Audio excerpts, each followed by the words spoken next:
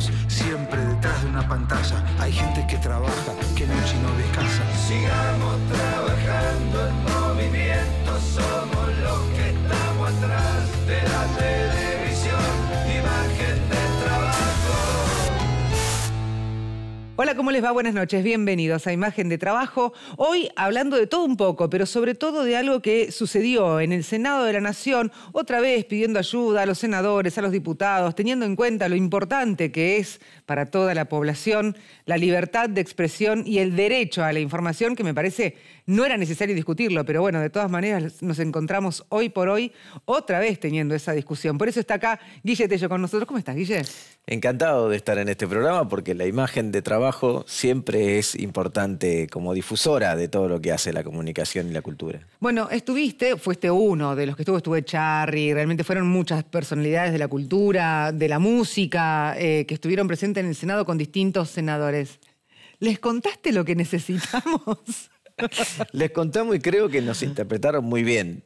Primero, está bueno contar el nivel de unidad, porque a veces uno piensa que el nivel de terrorismo de Estado cultural que viene ejerciendo el gobierno con sus políticas deja abrumado a todo el mundo. Bueno, en este caso creo que no. Se demostró una unidad muy grande del sector cultural y comunicacional, porque que estén representadas las tres centrales de los trabajadores y trabajadoras sí, con las secretarías de cultura de cada una de esas centrales y algunas de comunicación, todas las entidades de gestión de derechos de intérprete, de derecho de autor y de composición, y que estén también todos los sindicatos que tienen que ver con televisión, radio, periodismo.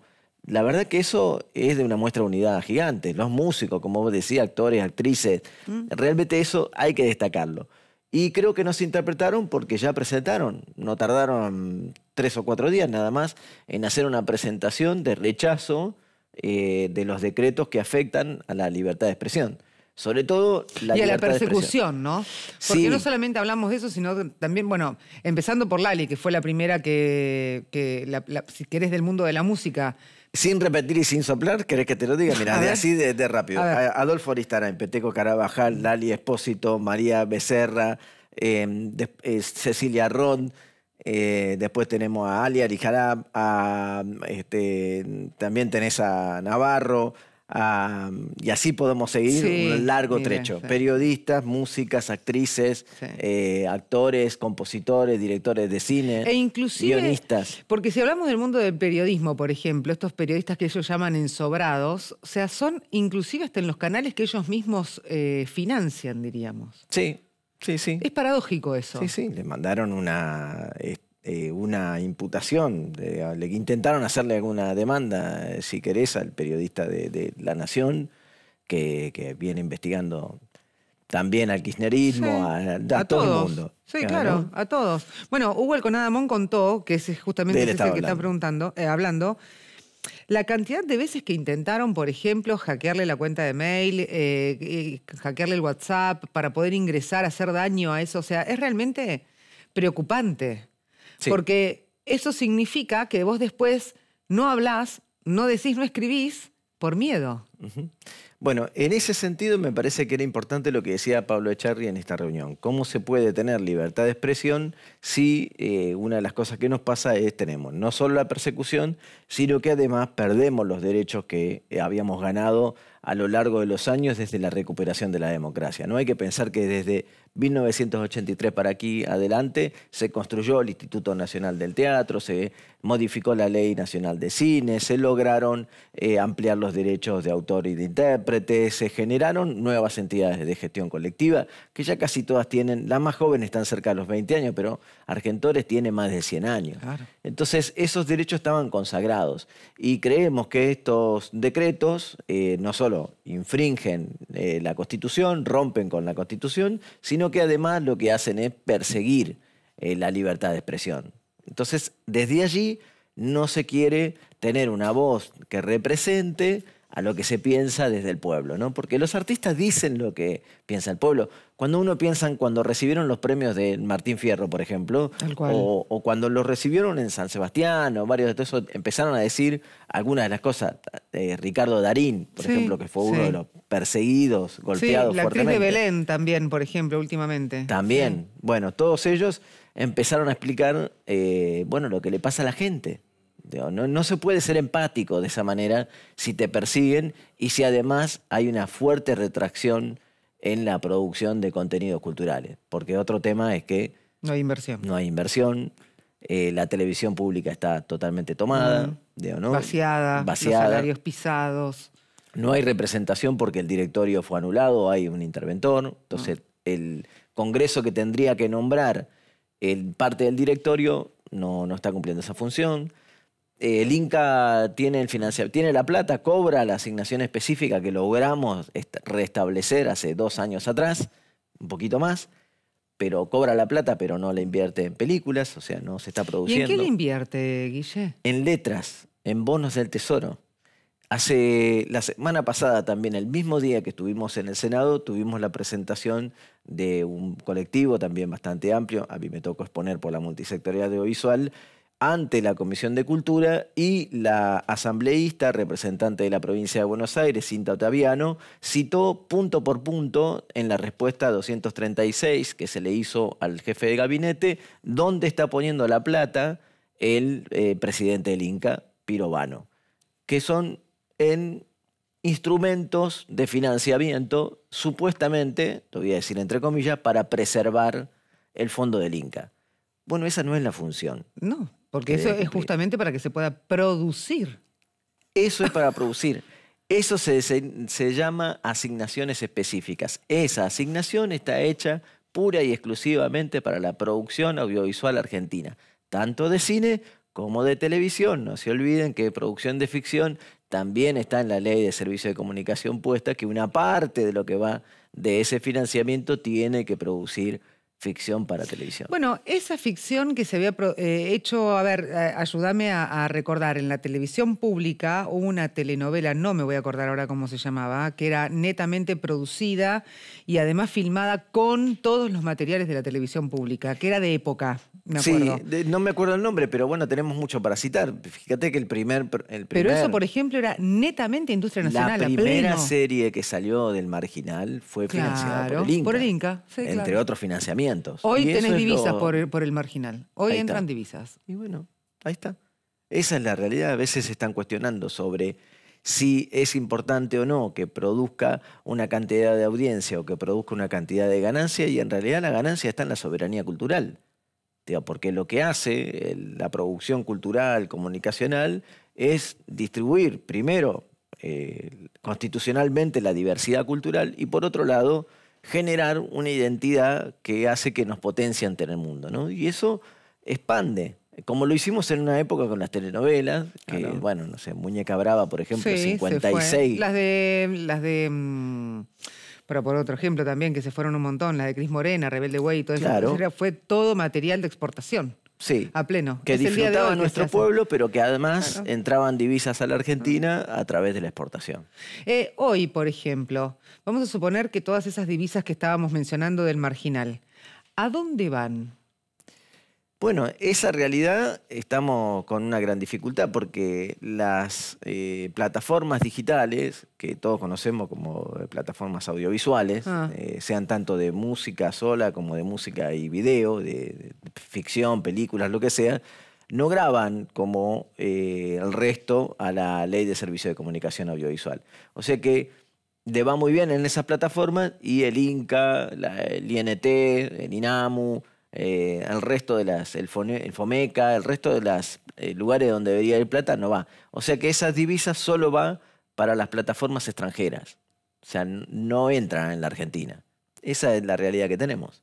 O sea, mientras tanto no se amplíe... O sea, ¿tenés la casa matriz en Estados Unidos? Va a Estados Unidos. Va a Estados Unidos. Y hoy casi todas tienen la casa matriz en otro país. En otro país. Son las más chiquitas por ahí que tienen alguna dependencia en la Argentina, simbólico de alguna manera. Hay experiencias argentinas que graban en la Argentina, pero que son muy pequeñas. Bueno, pero a ver, si vos tenés un servicio de compra y venta y se graba directamente en Uruguay, porque tampoco lo grabás en Argentina, porque ese es un buen ejemplo, porque esa misma plataforma que vos estás nombrando también tiene un sistema de visualización de películas y series que le está yendo muy bien, que dice que es gratuito. En realidad puede ser gratuito para quien se suscribe, pero propaganda dentro hay y esa publicidad no creo que sea gratuita. No, claramente, eso le queda directamente a él. Exactamente. Así de simple.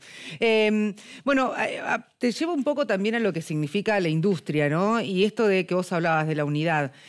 Tuve la oportunidad de estar presente en la muestra de ATBC y de hecho ver la cantidad de stands y obviamente las ganas que tienen las empresas de invertir, ¿no? Y de poder llevar un buen material y buena respuesta a toda la gente. Si te parece, me gustaría compartir con vos unas notitas que hice, y con vos también, que estás en tu casa, para que escuches sobre todo la importancia que tiene, por ejemplo, el cable en tu casa, por ejemplo, compras que se han llevado a cabo de distintas empresas a otras, obviamente, y la inversión que eso conlleva. Bueno, mírala, después charlamos, dale.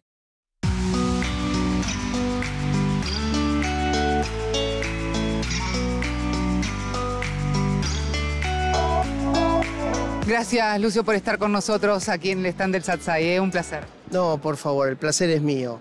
Bueno, una muestra muy, pero muy grande donde hay muchísimos colaboradores, colegas, técnicos, ingenieros de todos lados y que uno puede recorrer lo que significa esta industria. Estábamos hablando fuera del aire. Estamos vivos, ¿no?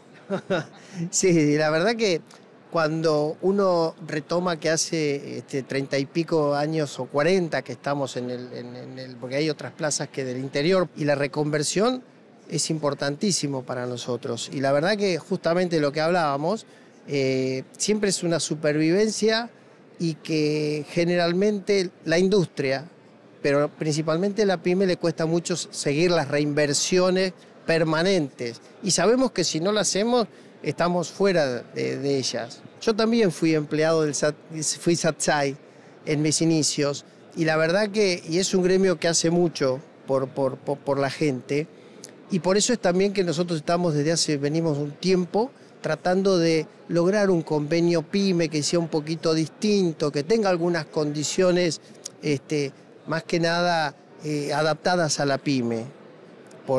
Y la verdad que esa es la idea, de convivir y justamente que estemos todos dentro del ecosistema. ¿Y Argentina está preparada para los cambios que vienen?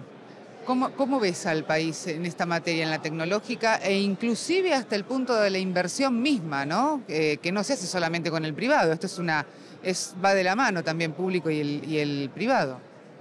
Argentina necesita entender que esta es una industria que, más allá de que hay ciertas tecnologías que podrían durar más, los proveedores van evolucionando. En inversiones yo creo que está entre la segunda o la tercera industria que más invierte en el país. Y bueno, claramente todos los desajustes macroeconómicos y todos los problemas y el riesgo país y los créditos que no se consiguen y todo ese tipo de cosas atentan contra la evolución de la industria. Ese es un aspecto. Y el segundo aspecto es un aspecto regulatorio, porque toda esta interconexión mundial que hay hace que proveedores de contenidos a nivel mundial invadan lo que nosotros hacemos. Porque junto con el contenido hay publicidad. Y se estima en Europa, la evaluación que hacen es de que el 15% de lo que se transmiten por las redes se transmite en forma gratuita, porque uno tiene que ceder las redes para que lleguen esos contenidos. El 15% es publicidad, que se está cobrando en otro país y que están usando las redes de operadores locales. Ahí hay un tema que no sé si la autoridad no termina de entender o no tiene la posibilidad o la energía de regularlo adecuadamente. En esta industria que es de capital intensivo, que hay que invertir muchísimo, que las tecnologías disrumpen, o sea, no es que uno en una fábrica de pan uno compra la máquina y puede estar 20 años, 30 años la misma máquina. Acá cada 5 años hay que cambiar todo porque las necesidades de los clientes son distintas, porque las aplicaciones requieren más capacidad de red. Digo, entonces es una industria que vive invirtiendo y reinvirtiendo. Entonces, la verdad que nos falta reglas claras, nos falta una macro que la podamos vislumbrar a largo plazo, seguridad jurídica. Necesitamos seguir caminando, yo creo que estamos en un proceso, tenemos que seguir caminando hacia esas cosas que nos permitan tener una visión de futuro, ¿no?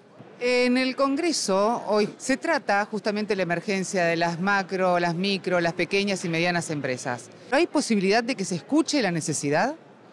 Mirá, nosotros venimos recorriendo hace 30 años los pasillos pidiéndole a la dirigencia política que nos visibilicen, que no seamos solo un eslogan de la pyme, que hay determinadas circunstancias que nos obligan a que muchas de nuestras empresas más chicas no puedan seguir la reinversión y no puedan seguir dentro del ecosistema. Y por eso nosotros vemos la necesidad de abordar en conjunto, como sea, para que encontremos la solución.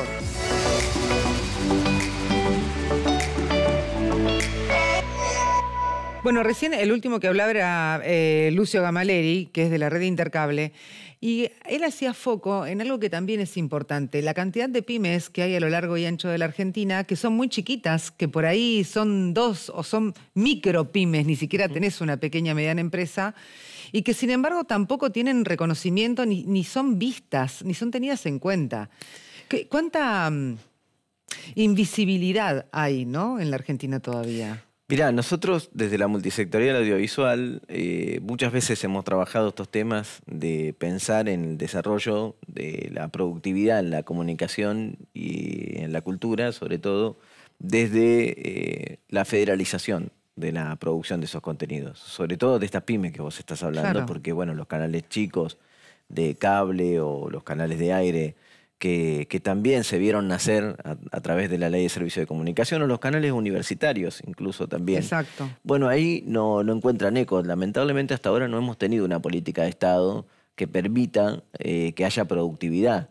Hay grandes experiencias en otros países que lo han logrado, que tienen un índice poblacional pequeño, pero que la capacidad productiva supera la barrera regional, y entonces eso hace que surjan no solo talentos, sino el desarrollo productivo desde ese lugar. Eso es lo que nos estaría faltando a nosotros para entender un poquito lo necesario en la política cultural, en este caso en el área audiovisual. Y también es parte de nuestras demandas como sector, ¿viste? Porque además hay otra cosa que capaz que es parte de la idiosincrasia de la Argentina o del argentino y la argentina, digamos, también como persona, ¿no? Es decir, somos insistidores en las cosas que nos interesan, no es una cuestión solamente de plata. No, claro. Es una cuestión de realización personal. Somos muy orgullosos de decir, sí, bueno, nuestra cultura es así, y entonces lo hacemos contra viento y marea. Nos quebramos en el camino económicamente, volvemos a levantarnos. Sí, te rompés, te caes, te golpeás, pero seguís. Es la experiencia de muchos músicos, de muchos actores, de muchos productores. No es solamente una cuestión económica, es la construcción de identidad cultural, social, regional, bueno, que hace ese ímpetu de pero alguna porque manera. También la cultura, Guille, vos lo sabés mucho más que yo, permite recorrer la historia. Entonces, esta identidad que vos hablabas, o sea, tenemos películas que son reconocidas a nivel mundial, inclusive son utilizadas como material de estudio, por ejemplo, La Noche de los Lápices, por ejemplo, o tenés departamentos en colegios o instituciones mismas que tienen, por ejemplo, el libro Nunca Más, o que tiene, no sé, ahora la película 1985, o material que permite, o canciones de Charlie, de Serú Girán. O sea, canciones que nos representan. Vero y Pablo, o sea, tenemos un montón de artistas que verdaderamente hicieron de la historia de la Argentina un cuento un poquito más liviano para poder traspasar, si querés, las fronteras del país. Eso no se ha tenido en cuenta, al menos en este gobierno, para nada. No, para en nada. Este gobierno pisoteamos a todo el mundo. Este gobierno tuvo muy claro a quién golpear. Claro. Me parece que no es que persiguen a la cultura, atacan a la cultura de forma casi del terrorismo de Estado cultural, por nuestros errores, sino por nuestras virtudes. Como sector, no estoy diciendo, ¿no es cierto? Sí, claro. Son realmente esas virtudes, ¿no? Esto que vos contás de cómo logramos contar en el mundo lo que pasaba, ¿no? Como tanto la historia oficial como gran película, La noche de los lápices, el documental de Nunca Más, de nuestra querida Diana Álvarez, presidenta de DOAT, la tengo que nombrar. Excelente. Y entonces esas obras me parece que muestran un poco lo que somos como región, como argentinos y argentinas, y marca de alguna manera la intención de ser soberanos. Ahora, y eso es lo que se ataca, la intención de soberanía en la Argentina. Ni hablar, o sea, se está regalando a pleno a todos. Pero te iba a hacer esta pregunta, porque si bien, bueno, esta semana se hicieron distintas muestras, por ejemplo, más allá de la de ATBC, también el Satsai estuvo en la muestra de Caper Show que se hizo en Costa Salguero. Todos los años, ¿no? Claramente el Sindicato Argentino de Televisión está, y también en Innovatech Expo 2025 en Ituzaingó, que esto tiene que ver con la provincia de Buenos Aires, provincia que además luchó muchísimo por una ley también de comunicación, una ley de cultura. Estamos en eso, no hay que pensar, perdón, un adelanto en ese sentido. A ver. Se logró la media sanción el año pasado, de diputados de la provincia a senadores. Ahora hubo un movimiento en senadores, está a punto de tratarlo en la Comisión de Presupuesto en el Senado, así que es muy probable que lleguemos a cerca de noviembre, por ahí, a llegar al recinto en el Senado, y tenemos toda la esperanza de que tengamos una ley audiovisual en la provincia de Buenos Aires, que es una deuda de la provincia de Buenos Aires, reconozcámoslo, es una deuda, es la provincia más grande en índice poblacional, en capacidad productiva, en desarrollo cultural, y no tiene una ley audiovisual como la tiene Misiones, como la tiene Córdoba, como la tiene Neuquén, y así puedo seguir nombrando, porque hay varias provincias que la tienen. Que estaría bueno que también todas las provincias tuvieran la propia, ¿no? Así es. Eso ni hablar. Y ni hablar si hubiera una ley nacional, como en algún momento tuvimos, ¿no? Para poder aunar todas las ideas. Pero creo que en todas las exposiciones hay algo que Argentina la deja como siempre en el mismo lugar, que son la falta de reglas claras, el constante cambio de reglas permanente, y además el espejo de la competencia. Antes del aire hablábamos, ¿no? De cómo uno se puede reflejar en el otro. Brasil, país hermano, está mucho más adelantado que nosotros. ¿Por qué? Creo que logró Brasil tener una política de Estado. Digo, primero, en ese sentido, ha logrado una pues también lo tuvo Bolsonaro. También lo tuvo Bolsonaro, pero en ese espacio tuvo mucha resistencia. Bolsonaro no logró romper con la ley de Ancine, ni tampoco con las formas de la ley de producción de contenido audiovisuales. Hay que reconocer que en el caso de Brasil tiene multimedios muy regionales, cosa que no nos pasa a nosotros, ¿no? Claro, los multimedios que son argentinos parecen apátridos realmente desde distintos lugares. En cambio, en Brasil podrán ser de derecha, de izquierda, de centro, pero son muy hacia adentro de Brasil. Muy nacionalistas. Muy nacionalistas. Entonces, en ese lugar, me parece que una de las cosas importantes es entender la continuidad de políticas de Estado. Y ahí creo que Brasil logró algo muy trascendente, que es de alguna manera ir insertando en la sociedad que haya política de Estado. Por supuesto, lo hace después que la Argentina, ¿no? La Argentina lo logra primero. Ningún otro país de Latinoamérica logra tener políticas de Estado en este ámbito. Nosotros necesitamos como región acuerdos multilaterales muy claros, entonces no podemos grabar a las plataformas solamente en la Argentina, hay que grabarlas en Brasil, en Chile, en Uruguay, nos tenemos que dar la mano. Tenemos que darnos la mano entre todos, y entonces las condiciones tienen que ser las mismas que son en la Comunidad Europea o en cualquier otro lado. Esa es la realidad, porque si no, bueno... Ahora, ¿por qué es tan difícil? ¿Por qué estamos siempre corriendo atrás de la zanahoria? Es muy difícil lo que estás diciendo.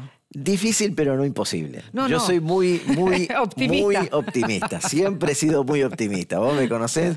Yo creo que nosotros hemos logrado muchas cosas. Desde el advenimiento de la democracia hasta ahora, muchos pensaban de qué íbamos a hacer, de esto, lo otro, qué sé yo.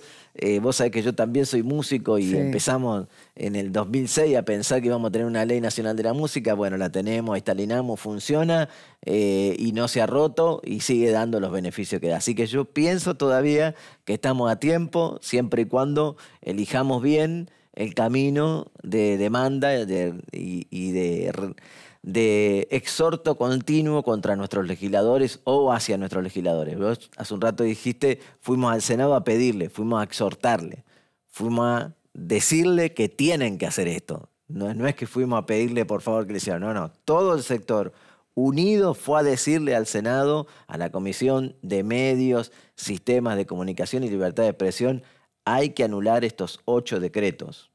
Y esperamos que los senadores y senadoras acompañen esa decisión. Bueno, como mínimo, así como todos estamos pidiendo, exhortándoles ahora, les voy a decir a todos los diputados, traten el DNU 70 y terminen con esta mediocridad a la que estamos yendo, ¿no? Una Argentina que no tiene ya ni siquiera prácticamente, es muy difícil encontrar trabajo, encontrar una salida, encontrar... Te voy a ir para abajo, voy a ver si te puedo romper ese optimismo. ¿Qué es lo que ves, más allá de tu lugar en la multisectorial, qué es lo que ves? ¿Cómo ves a la Argentina en general? ¿Cómo ves los próximos 2 años que quedan, ¿no? Vos hablabas muy a las claras, se lleva toda la recaudación del Inca al Tesoro. La ponen en letras, qué sé yo, no sé, la ponen a jugar, que es lo que en realidad Caputo y compañía permanentemente hicieron, ya lo hicieron con Macri, lo van a hacer en este momento. ¿Cómo lo ves? Y a mí me encantaba la película Un ladrón de bicicleta, el neorrealismo italiano, y bueno, estos parecen algo similar, pero de la bicicleta financiera. Digo, no, acá no hay neorrealismo, hay crudeza y maldad absoluta, y en esa crudeza y maldad vamos a vivir seguramente 2 años muy difíciles por delante. Pero creo que la diferencia está en el despertar del pueblo.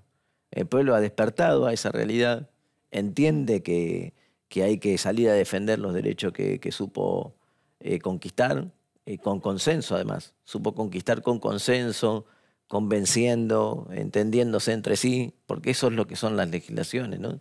Es decir, logra que nuestros representantes en determinadas mayorías comprendan que es necesario regular algo o desregularla o normatizarla.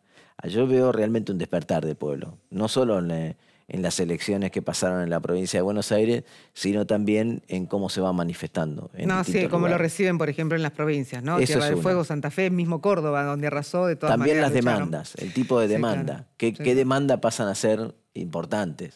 Hoy es difícil que una persona diga, no, sí, los jubilados tienen que cobrar menos. No, yo no encuentro a nadie en la sociedad que esté diciendo eso. Tampoco encuentro a la gente... Sí, yo te digo... Cristalina Georgieva. Ah, bueno, ahí está. Así, bueno, no es Argentina, por suerte. No, bueno, por suerte no, pero nos hace un montonazo de daño, Cristalina. Guille, yo te agradezco muchísimo por estos minutos que has estado con nosotros. Un placer, como siempre, charlar con vos. El agradecido soy yo porque Imagen de Trabajo viene todo el tiempo comunicando lo que se hace desde la multisectorial, pero lo que le interesa al trabajador y la trabajadora de la comunicación y de la cultura. Así que realmente, Abigail, agradecido de la invitación y a los compañeros y compañeras que hacen el programa de sostenerlo, porque sabemos que en este tiempo cuesta un montón. Es muy difícil. Sí, cuesta muchísimo. Así que a no desanimarse, a seguir hacia adelante, que con la unidad realmente lo vamos a lograr. A nosotros no nos une el espanto, nos une el amor por las cosas que hacemos, y eso es muy importante entenderlo. Con amor se logra muchas más cosas que con el espanto que uno puede tener para escaparse. Así que gracias, Me mata Abigail. tu optimismo, Guille. Me voy a llevar un poquito de tu optimismo. Vamos a ver. Con ustedes nos encontramos la semana que viene. Gracias por estar del otro lado. Y por supuesto, acordate, próximamente, agenda en Imagen de Trabajo con muchísimas novedades, además, que tienen que ver con las provincias. Pero la semana que viene. Chao, hasta luego.